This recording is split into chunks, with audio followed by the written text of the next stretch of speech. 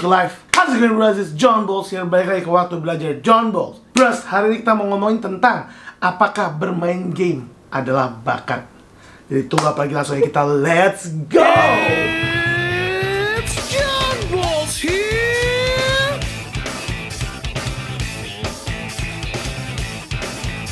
Right, banyak banget dari orang tua yang gak setuju anaknya bermain game. Karena main game kayak buang-buang waktu aja. Kadang-kadang anaknya bermain game terlalu lama sampai mereka lupa belajar, lupa makan, dan lebih lagi mereka lupa ibadah, sholat. Kadang juga mereka sebel karena main game dan dipanggil sama ibunya gak didengerin. Apalagi terjadi sama anak-anak cowok yang lagi main game serius, ibunya manggil mereka gak dengar-dengar. Itu buat ibunya sebel.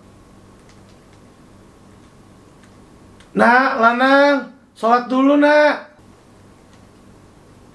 Nak. Ih, anak durhaka.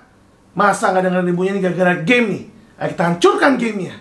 Anak laki-laki, mau dia masih kecil, mau dia udah gede, kalau dia lagi konsentrasi, pendengarannya menurun. Jadi kalau mereka sedang main game atau melakukan hal lain kayak nonton TV, dan kalian mau manggil mereka, tolong ditepok. Karena mereka nggak dengar, bukannya mereka mau durhaka sama kalian. Itu nice to know aja. Dan banyak banget sih sebetulnya komplain-komplain kayak anaknya terlalu banyak main game, jadi kayak lupa sama pelajaran dan bikin akademisnya turun. Jadi banyak banget orang tua yang kayak, game ini sebetulnya apa sih? Kok berbakat main game?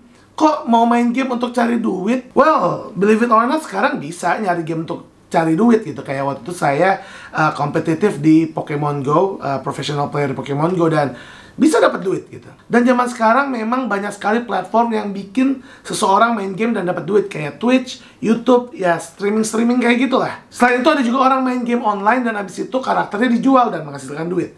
Jadi apakah bisa menghasilkan duit? Bisa. Tapi kalau kalian nanya apakah main game itu bakat? Apakah ada hubungannya dengan bakat manusia multiple intelligence yang kita pernah bahas waktu itu, yang 8 itu? Jawabannya ada. Main game itu dipengaruhi oleh beberapa multiple intelligence. Visual spasial, logistik matematis, dan juga kinestetis. Jadi biasanya kalau anak kalian kuat dalam 3 bidang itu, biasanya mereka jago main game. Main game juga bisa mengasah dan mengajarkan beberapa dari kecerdasan, kayak linguistik. Banyak dari game dan dari film yang mengajarkan kita bahasa-bahasa yang sulit, asing, dan mungkin jarang kita dengar di percakapan sehari-hari. Contohnya bahasa-bahasa asing kayak bahasa Inggris, bahasa Jepang, bahasa Jerman, bahasa Rusia. Ayo lihat, tenginemu. Selain bahasa-bahasa asing, juga banyak bahasa yang tidak diajarkan di sekolah dan tidak kita praktekkan pada kejadian sehari-hari. Kayak ya bahasa-bahasa yang sulit kayak misalnya enhancement, weapon, dimensional. Well, bahasa-bahasa kayak gitu kan nggak mungkin kita pakai sehari-hari. Jadi selain emang game itu dipengaruhi bakat, suka main game juga dipengaruhi bakat, game-game juga bisa mengasah beberapa multiple intelligence yang sudah ada. Game-game juga bisa mengasah beberapa multiple intelligence, kayak tadi linguistik, kinestetik, visual spasial, logis matematis. Zaman dulu permainan-permainan kayak catur dan lain-lainnya yang berbentuk puzzle, itu dia emang melatih logis matematis dan juga visual spasial kita. Dan permainan terus saja berkembang. Dan banyak sekali permainan yang tidak hanya membutuhkan kecerdasan visual spasial untuk melihat keadaan kondisi di dalam game, dunia game. Tidak hanya membutuhkan logis matematis untuk menghitung berapa banyak damage yang akan masuk, berapa banyak defense yang kita punya, tapi juga mereka melatih kinestetik kita, dimana refleks mikro kita sangat terlatih. Jadi emang gerakan itu gak mesti yang kayak banyak ini, tapi gerakan kecil-kecil juga, micro movement, harus dilatih. Itu kenapa kalau kalian nanya game itu berguna atau enggak untuk bakat, dan game itu bakat atau enggak, ya game itu bakat.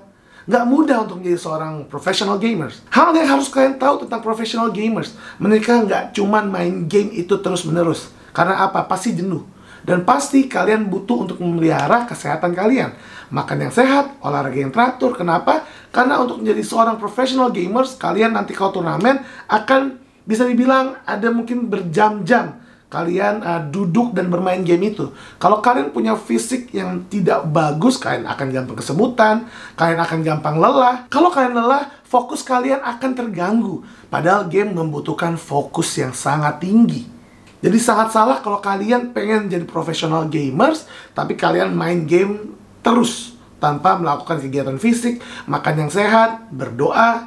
Itu penting banget. Dan juga belajar. Belajar itu penting.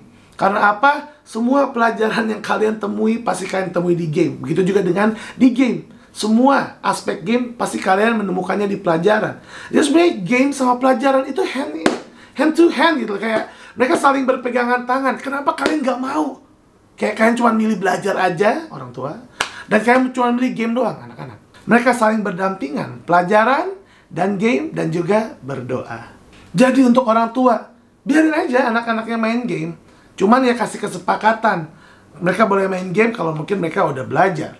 Atau mungkin mereka habis main game mereka harus belajar. Jadi bikin kesepakatan aja. Karena kalau kalian larang, mereka akan diam-diam.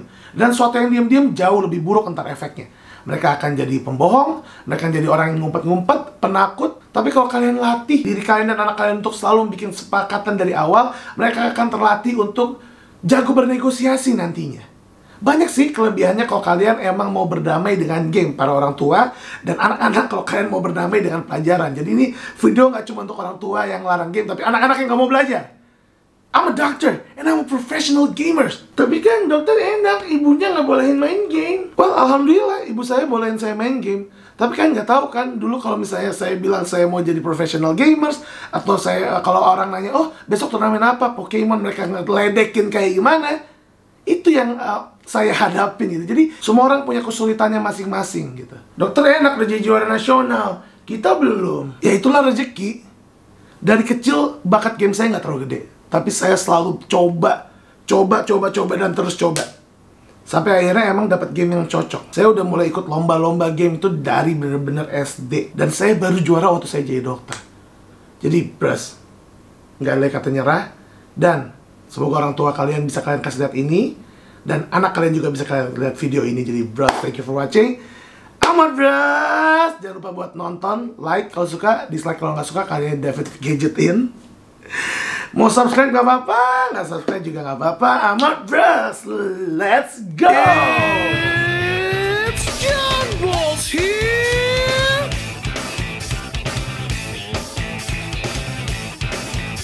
Semua orang punya kesulitan dan kelebihannya, tapi mereka juga melatih kognitif kinesis. Selain bahasa-bahasa asing, juga banyak bahasa yang tidak diajarkan di sekolah dan tidak kita praktekkan pada kejadian sehari-hari. Kalian akan gampang lelah, kalian akan gampang. Dan kalau kalian lelah, ada pikiran. Kok pikiran sih? Kalau kalian lelah, kalau kalian, padahal game dan belajar itu harus disatukan. Ya, ibaratnya kalian udah punya